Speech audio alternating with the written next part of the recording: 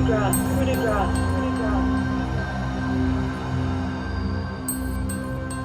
Coup de Gráce. Whether it puts competitors out of their misery or puts an end to the confusion resulting from the myriad of other bolt actions with little or nothing to distinguish one from the other, American Rifle Company's Coup de Gráce is certainly worthy of its name. Coup de Gráce, Coup de Gráce, Coup de Gráce. From the Oxford English Dictionary, a coup de grâce, a blow by which one condemned or mortally wounded is put out of his misery or dispatched quickly. Coup de Gráce, Coup de Gráce. Hence figurative, a finishing stroke, one that settles or puts an end to something. Coup de Gráce, Coup de Gráce, Coup de Gráce, Coup de Gráce. The coup de grace does more with less and looks great doing it with its beautiful and simplified design. The bolt assembly is composed of only 16 parts, but can function with as few as 12, of which 2 are springs and 1 is a pin. The entire bolt, even the striker assembly, can be disassembled in the field without the use of tools.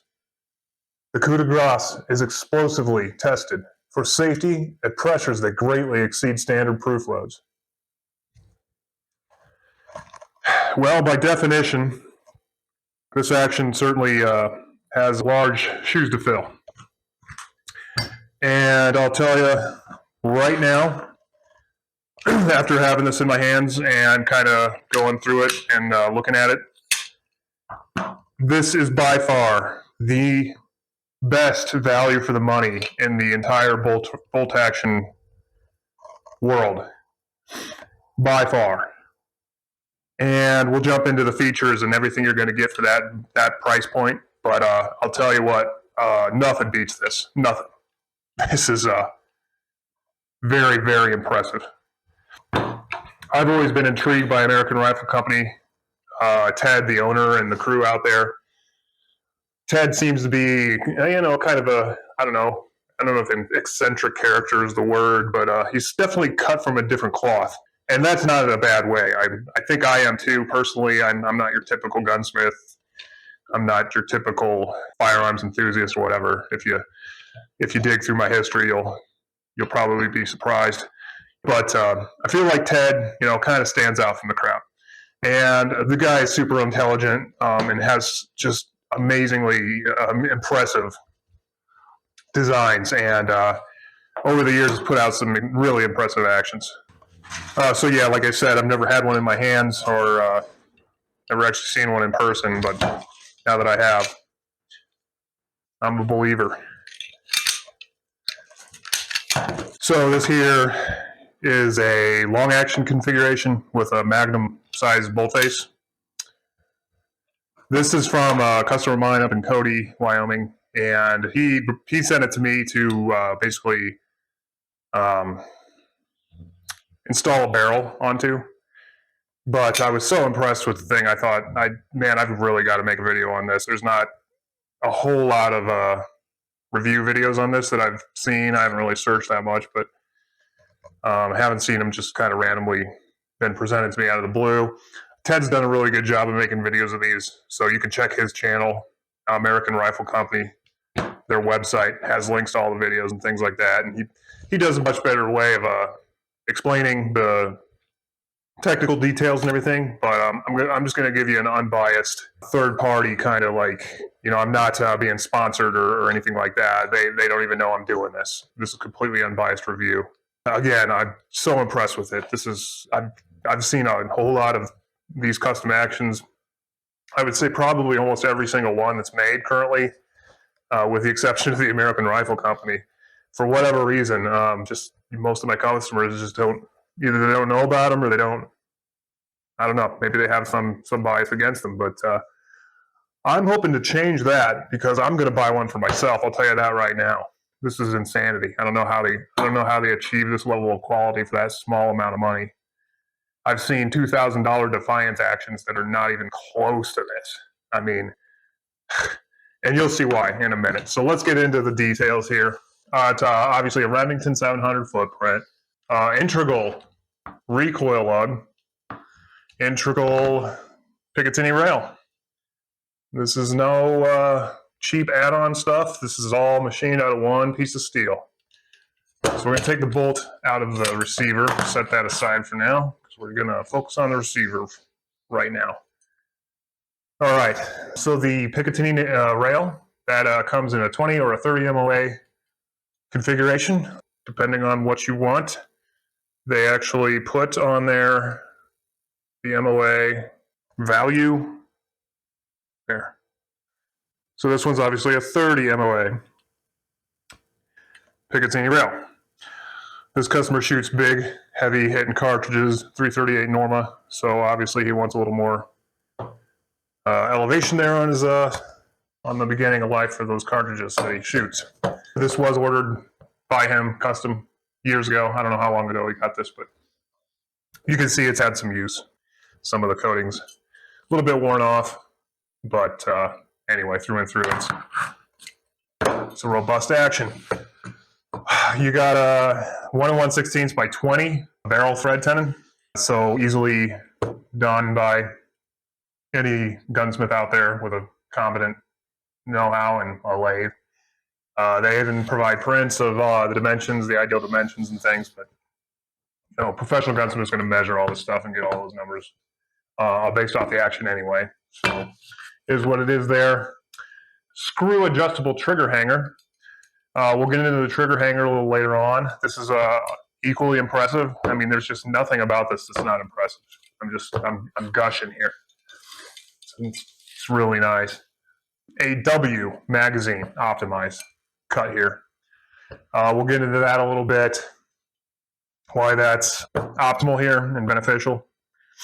Again, you can find all this information on the website and then through their videos, but I might as well go ahead and cover it for my audience and people that may not be aware of these. And that being said, the AW mags, even though it's cut for those and it is optimally used with those magazines, it does also work with the AICS with the optional forward hard stop piece on the short action. So you'll have to get on the website to get explanation on that. I'm not going to get into that here. With the long action, you've got the 3.850 CIP length compatibility. So, you know, obviously this one's set up for it. So anything, these super long cartridges can be easily fed through that magazine cut there. A robust 9 o'clock bolt release. So 9 o'clock being on the left side of the action where you typically find that kind of thing. So since we're talking about it, easily removed with a 2.5 millimeter hex head wrench. So we'll go ahead and remove this stuff as we talk about it. That's another nice thing about these actions. They're really easy to work on and maintain. So you simply unscrew that hex head style screw with a stem on it. So it acts as kind of like a threaded pin to hold in your bolt stop / release. And so it's a one-piece deal with a spring underneath.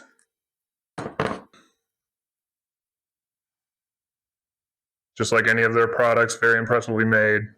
This one's seen some use, hard use I might add, and has not failed over the years. I don't know how long, again, I don't know how long my customer's been using this one, but I think this is the second or third barrel that's been put on it.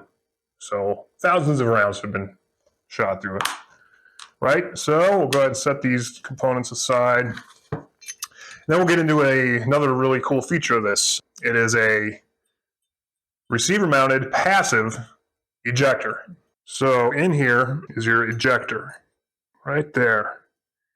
The way it works is as the bolt goes rearward, one of the lugs catches it and it pivots forward, like that.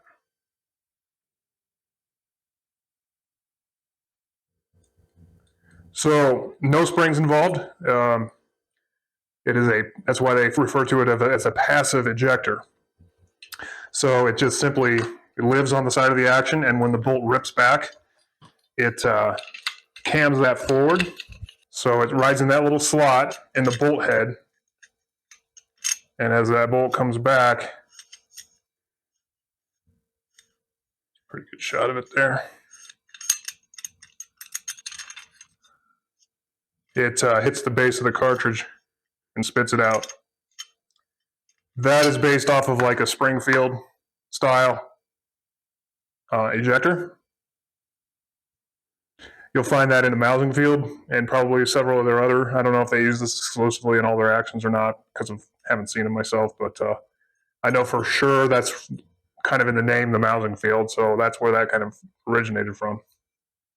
So no springs involved, all it is that component inside the action held in by a very similar screw slash screw pin style. Same kind of deal. So a pin with a threaded head with a 2.5 millimeter socket on it. And the ejector comes out easily. So again, very well machined part. Anyway, it is what it is. It's just probably a hardened steel piece.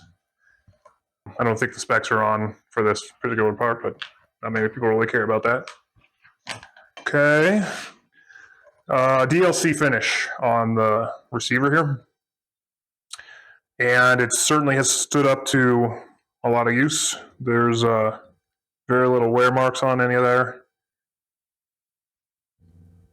So that's held up really well. And then the trigger hanger. Again, I will get into this a little bit later.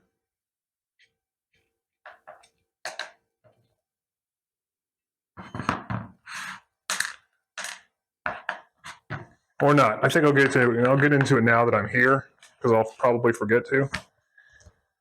So the trigger hanger is unique and very functional. I've not seen this with other trigger hanger systems. At first glance, one would be like, well, looks like any other trigger hanger to me, but it's not. There's a really cool feature about this. So without anything in it, you've got two screws. Obviously, the one in the back is threaded, goes in that hole. There's another Allen style threaded screw with a kind of a conical or a point on it. So the idea here, it's got little nubs on the side.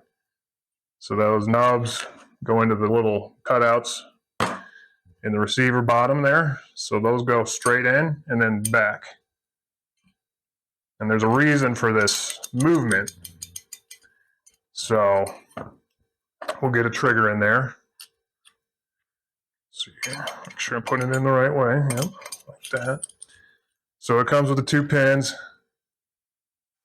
to hold it in, and it's not anything you need a hammer for. They're fairly loose. They just kind of fall out if you didn't hold them.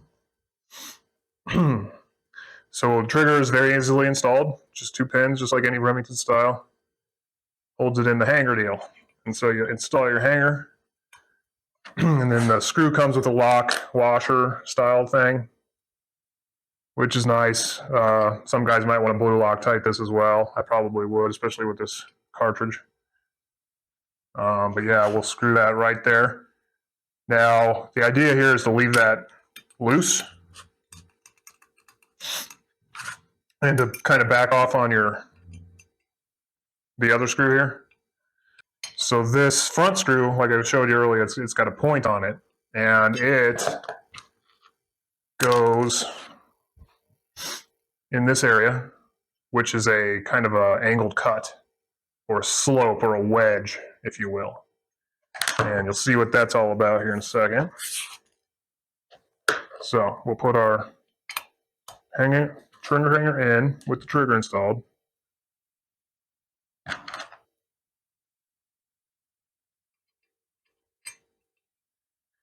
And I may be getting this somewhat wrong, but I think I got the general gist of it, or what it's trying to do here, what we're trying to achieve.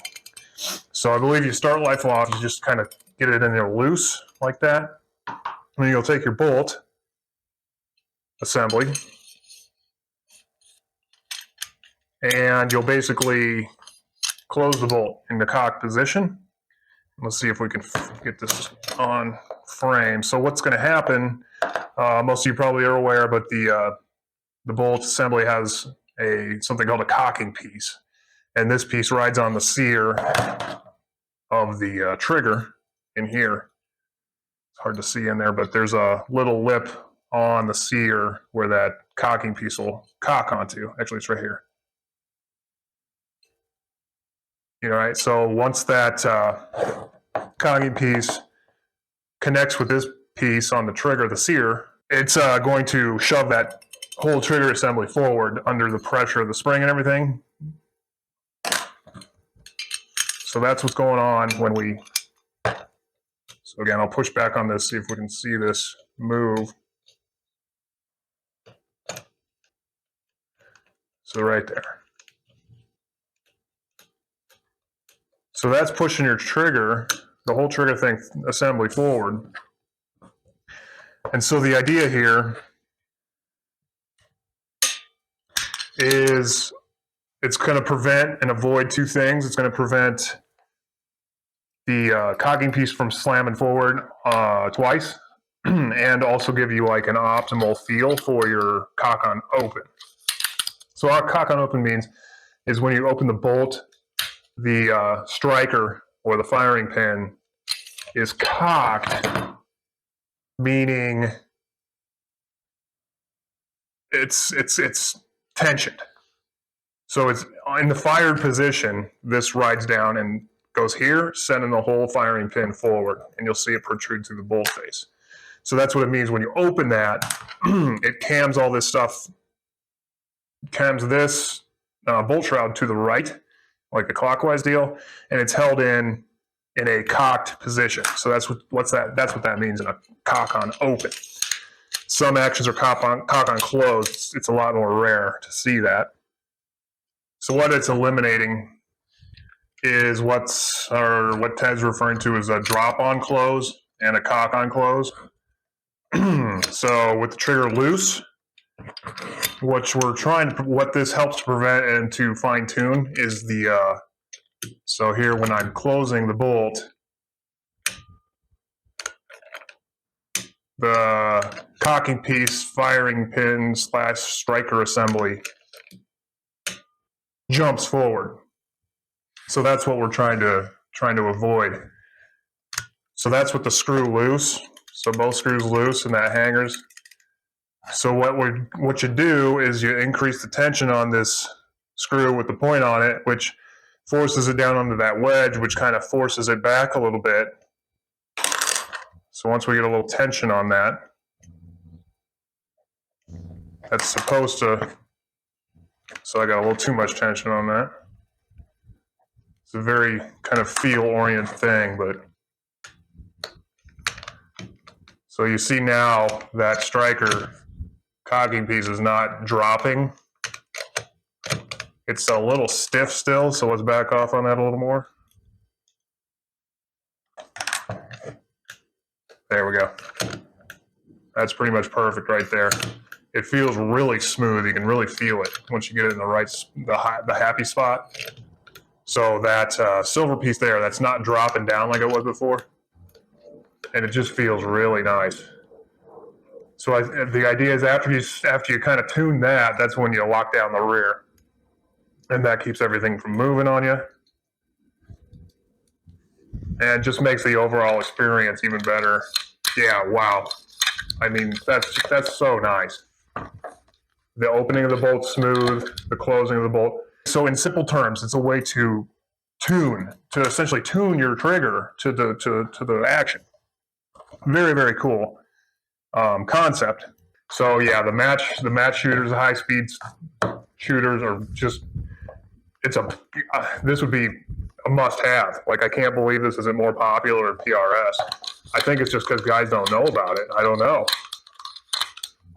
the reason why AMC is not more popular. It's really a shame.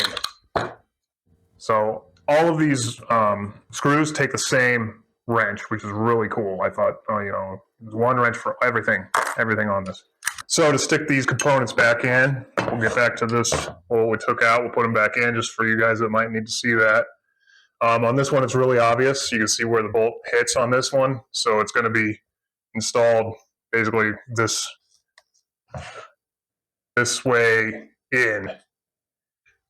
So it's real easy.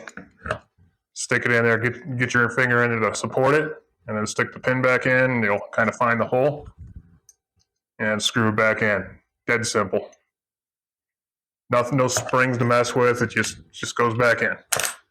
The bolt stop / release is a little, I don't want to say tricky, but it's a little more involved. But you got a pocket for the spring in there, spring and the pin. So spring goes in, there's a little pocket cut out there. Spring sits there, and then the pocket for the spring in the actual bolt stop. Kind of impossible to screw this up like I just did. Okay, take two.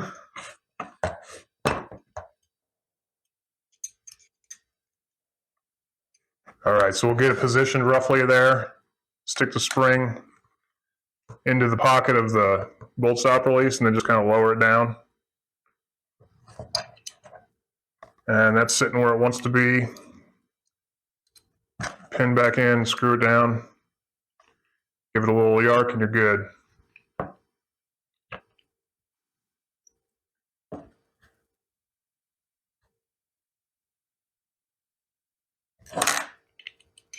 All right.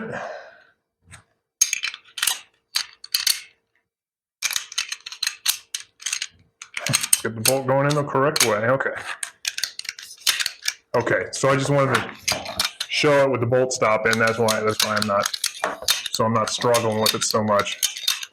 But when you feel that, guys, you're gonna fall in love with this thing. I could sit here and do this all day. It's great. Just amazing. Amazing. Okay. So there's two separate breeching systems for this action suggested, and there's a reason for it. There's drawings on the website, so you can find the barrel tenon drawings if you need them.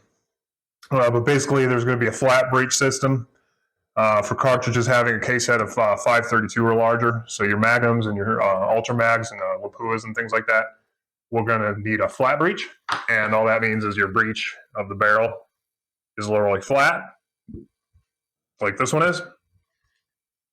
And then that also includes Savage small shank prefits.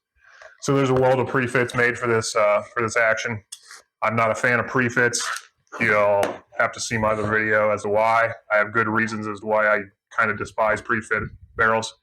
I feel like they're cheap, they're lazy, and they're just not the best way to go.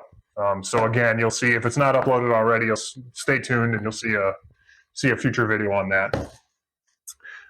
So the second breeching style or system is going to be a conical breech, or conical, whatever. So it's basically like a slight chamfered breech. Instead of flat, it's going to be kind of a cone, essentially. And those are required for cartridges having a case head of 473 diameter or smaller. So like a 3/0 Winchester standard case or smaller. So the 308 style cases, and then down to like 223s and things like that. Those need a conical breech, and the reason for that is when your cartridge is in the so like this one's a big Magnum, so that's where the flat breech, there's no need for it because there's plenty of room for the extractor to grab that rim, and for the case to be fully encapsulated in steel.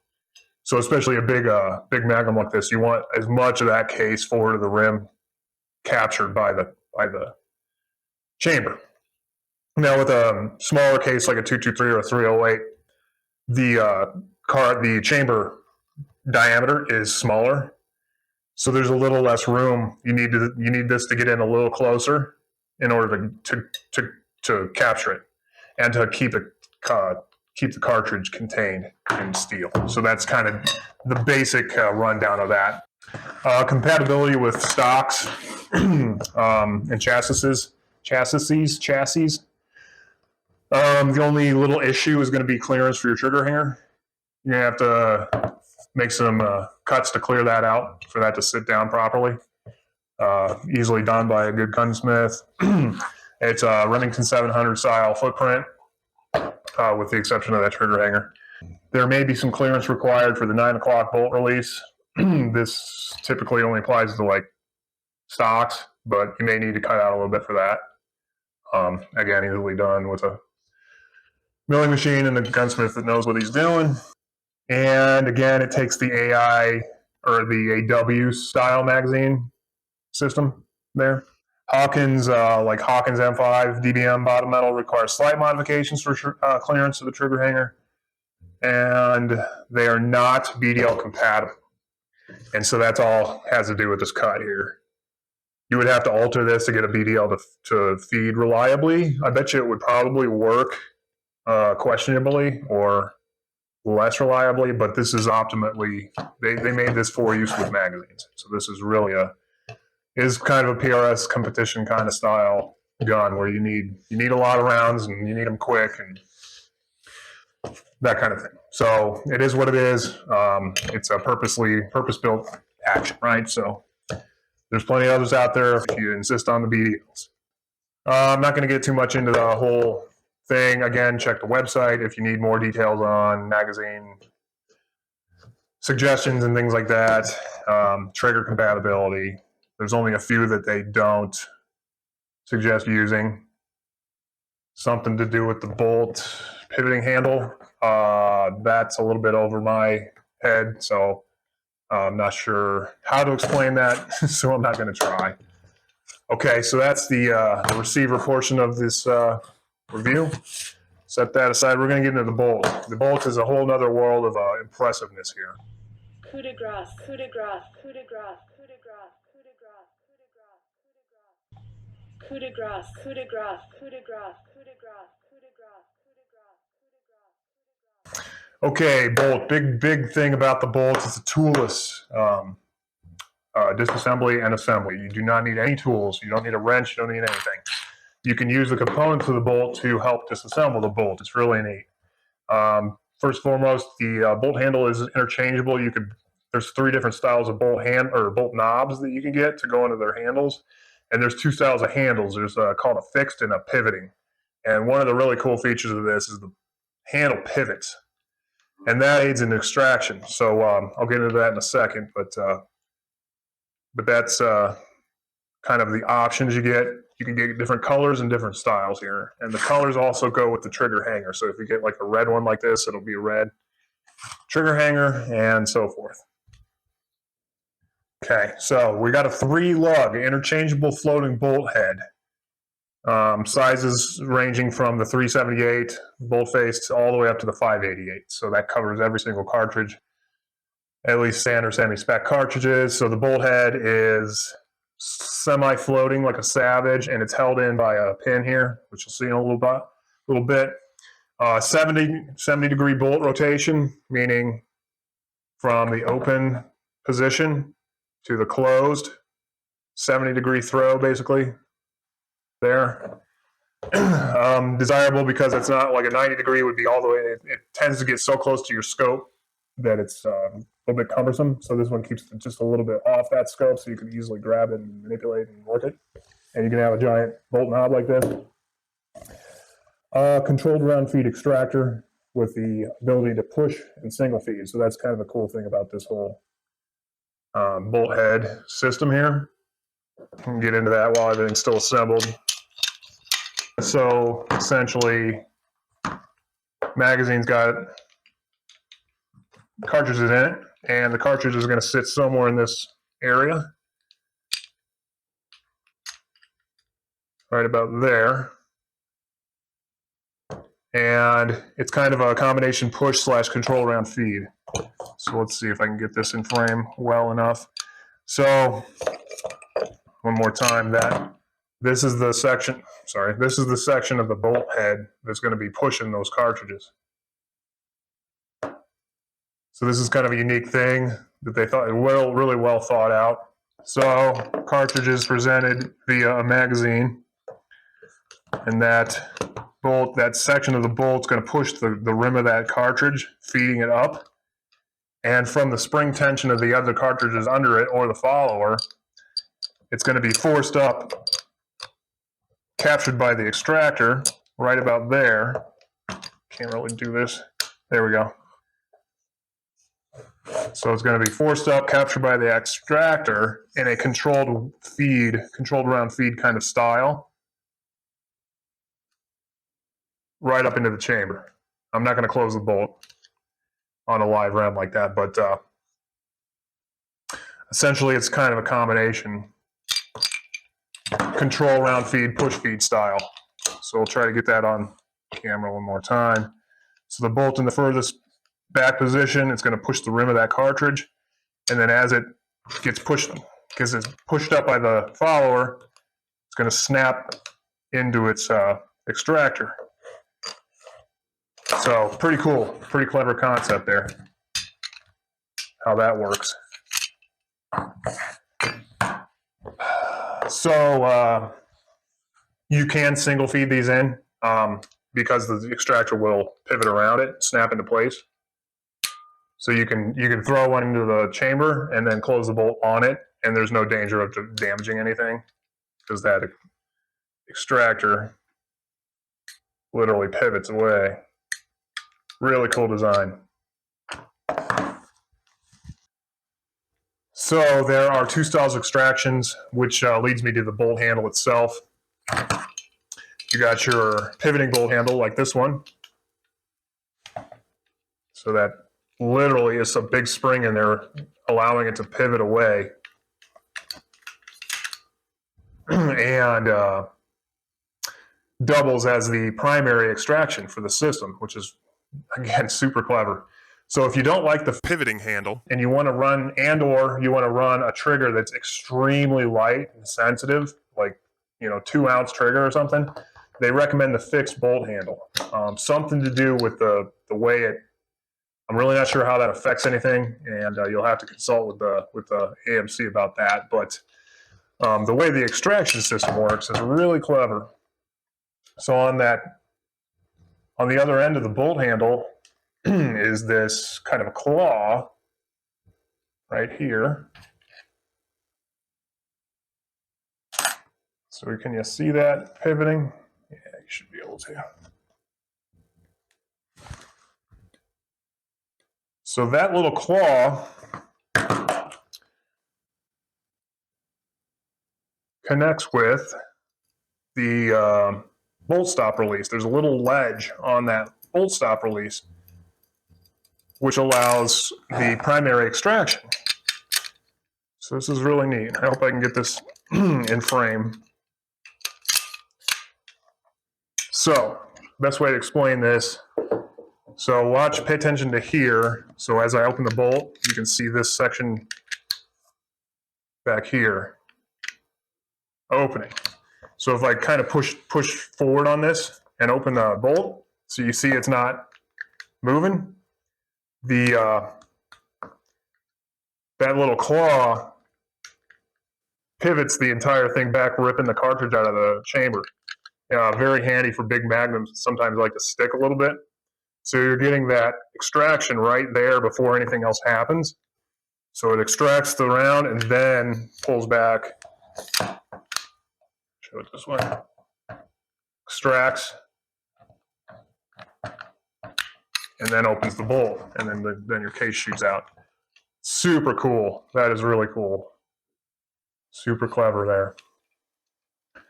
Right, so hopefully that is clear and makes sense, because that's a huge benefit. The fixed style that they offer does not do that. The fixed style is going to ride on the cam surface here, like any traditional bolt action. So basically that handle is going to be closer to the frame of the receiver, and that whole camming, that primary extraction is going to occur right there on that ramp, on that inclined plane. So same concept, but with this it's just like a flawless feel. You wouldn't even know that it's happening, basically, because all that is taken up by the spring pressure inside the bolt. So that's the idea with the whole pivoting handle here. And it feels so cool when you come to the end of the travel and you got a little spring tension. It just makes it feel even softer. It's hard to describe without you feeling it for yourself, right? So we got a black nitride finish on the bolt. The black nitride is definitely wears off a little easier. You can kind of see the wear on this one. Really not a big deal to most guys. I mean, whatever. So DLC coating on the receiver and black nitride on the bolt body and the other components here. I think this is DLC, but there's probably a reason for that. I think the black nitride has a little bit more lubricity to it. I'm not sure. I'm not that smart, so I'm not sure. I'm not going to comment on that. Dual locking cams. So it does appear to have 3 lug design here. Toroidal bolt lug bearing surfaces. Pretty cool concept there. Basically, layman's terms, it's going to make sure all 3 lug surfaces are bared against the abutments in the receiver. So there's no lapping required and stuff like that with a fixed bolt, kind of like you'd see in a Remington style, a true Remington style. The bolt knob has the 5/16-24 threads. So that's pretty common. You can find, even if you don't like the bolt knobs they offer, you can just put on whatever one you want that's already made or make one yourself. Okay, so that's all the specky stuff. So we'll get into how easy the bolt is to disassemble. You can do this in the field. I mean, it's dead simple. So like a lot of bolts, the entire striker assembly back here, instead of it being threaded in, it's held in by a couple cams and spring pressure tension. And this one has a little bit of a basically a keeper here, a spring-loaded keeper, like you'd find on a Winchester 70, that keeps the thing from spinning loose on you during normal use. But basically, you start disassembly with this part, so you push this forward, and then you rotate that. You can see how that bounced back. So there's assembled, and then disassembled. It's a very slight turn. It's a little bit strong, but slight turn clockwise, and then that whole thing comes out. There's your striker assembly. Get you a close up on that. And we're not done here. This can be further disassembled, which we'll get into, but the next step in this whole thing is your your toroidal bolt head. And this is replaceable too. So a guy wants to shoot different cartridges with different barrels and stuff. You get your striker assembly out, you push this pin here. So it's got 2 sides. You push that pin out so say I didn't have that, you push the pin out with your firing pin, and then the bolt head comes right out. Okay, bolt head has the extractor built into it. And check out how easy this is. So you can use your firing pin, and you just kind of dig in there until the spring pops up. Do this on the bench without launching it across the room. Okay, take 2 there. So you can use your firing pin to just kind of get under that spring. And it's not held in anywhere deep there. All you got to do is kind of pivot it up and out.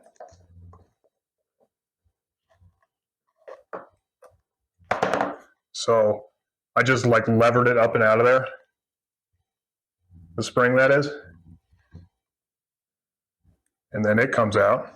And then there's a little detent behind it.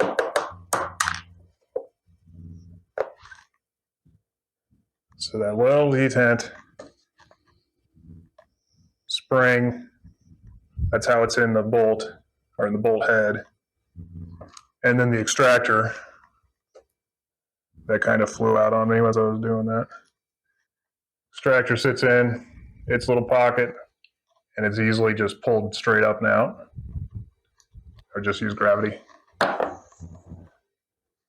Right, so there's the extractor. Dead simple. They don't get into specs on this, but I'm sure that's hardened steel of some sort. Real high quality, real well made. Does its job real well. So that's the bolt head. completely stripped down, disassembled. And then the that pin. So the pin, so it's got a hole through it that sits in the bolt body, and that hole in the middle is where that firing pin goes through. Keeps it centered, very nicely finished, so there's no binding there or anything like that. So yeah, the pin has two functions. There's a little hole on the one end, and so that's used. Get these parts out of the way so I don't lose them. So basically, to get the firing pin assembly further disassembled, we're gonna basically put it back into its locked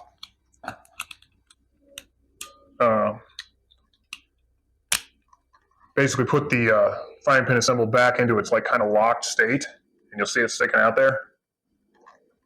And then you'll take that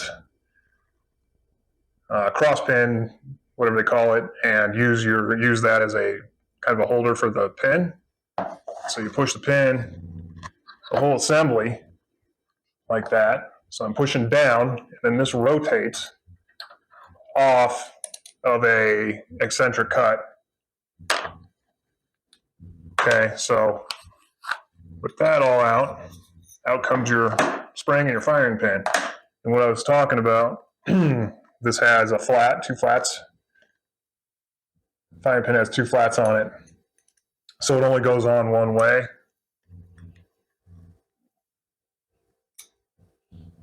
Struggling with here. So you'll see the flats inside there, so probably get the idea how that's going to work. So it just cams in there on that very end. Just like that. So that's how that's all held in. Very easily taken apart. And then with that all loose, now there's no spring pressure on this, so you just undo that again. And now if you really want to take this spring-loaded deal out, again, you take your firing pin, and there's a little hole in it. Stick your firing pin tip in there, and you'll wiggle it around. So you see that little cam? So the only thing holding that in is that little cutout and cam inside there. Right there. So once that cam's around, you pull it straight out, and it's got a little spring on it too. So that's the shroud, completely torn apart. Okay, so with all that, there's one little thing. So the bolt handle and knob, they just pull right out. So you kind of got to wiggle it and pull. And that's kind of cleverly machined. A wedge. A couple canning surfaces, prevent it from going too much further.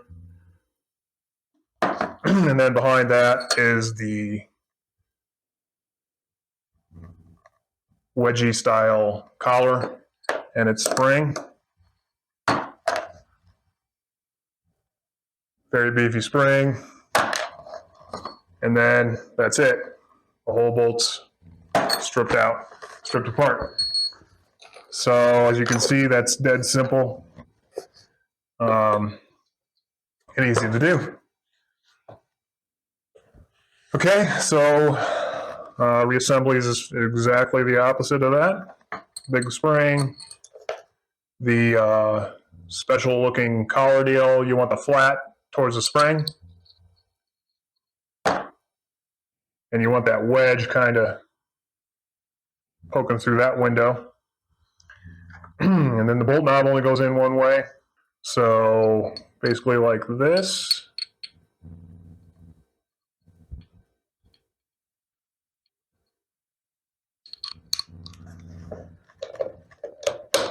And it'll pop right in.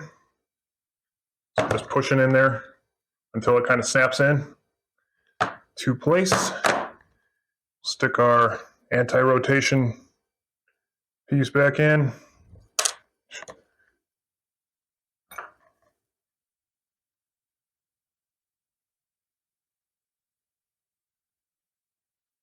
rotate that in. Firing pin, add its spring. Gonna go back in this way.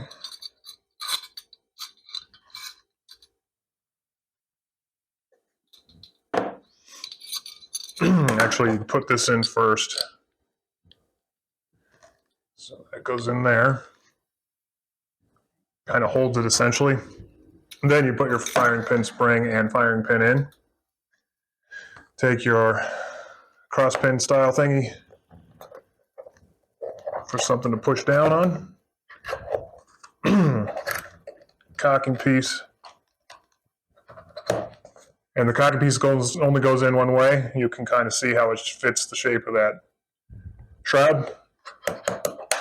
So you got to undo this to get the rest of it together. So take this, push it up, and rotate it again. Not that way. So if you go the wrong way, you got to kind of force it back to that position. No tools required though for that either. So get that out. Okay, so bolt head needs to be reassembled real quick. Put your extractor back into its little place. Little detent back into its place. And the spring.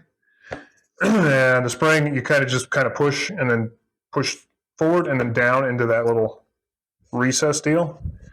That is by far the easiest extractor I've ever encountered to take apart and put back together. Just genius. Okay, with that's done, you're going to put your bolt head back in, and the bolt rides in the action like this forward. So you want that extractor to be on this side because that's where it's going to pivot and exit. So if it's a right-handed action, that's where you want this. Right, okay, so then after that, you put your little cross pin deal back in with that hole. That's where the firing pin's going to go through. And the orientation of this thing doesn't matter. It can go in this side or this side, doesn't matter. All that matters is you get that hole, kind of like that. Okay, so once that's in, firing pin assembly back in, get it to where it's going to go in. So I'm positioning that spring-loaded anti-turn device right there where it's going to rotate into it. There we go. So kind of got to get it positioned like just like so.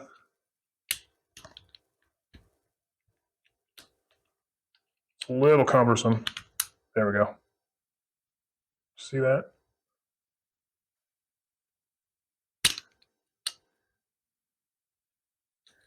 So you got to get it right in its happy place and then turn it in. And then function check.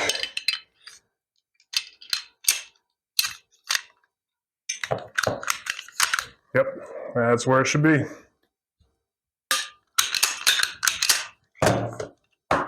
Okay. So that, ladies and gentlemen, is the American Rifle Company Coup De Gráce. Exceptional value for the money. I highly recommend getting one. You'll be happy you did, like Ted says. I mean, it's just amazing. This is blowing my mind how awesome this action is. You feel like you're stealing it from him. The best value for the money I've ever seen in my life. I mean, I've seen almost every bolt action that's ever been made. Hands-on experience. This one takes the cake. Winner. Okay, so Geoff with Accurate Rifles and Restorations. Please don't hesitate to get a hold of me. If you need a gunsmith, I'm for hire. I'm always looking for work, new customers. You won't be disappointed. I'm like the Coup De Gráce of gunsmiths. So shameless plug for my business and my services. I'd be happy to help you out. Anything from simple rebarrel to full-blown custom rifle. We also do restoration services on older antique firearms. So please get a hold of me. Website, all the information will be in the description below. Please like the video, comment, and subscribe to the channel. And we won't let you down. We always put content out and things that may be interesting to the shooting community. So Thank you very much for watching. Take care, and we'll see you on the next one.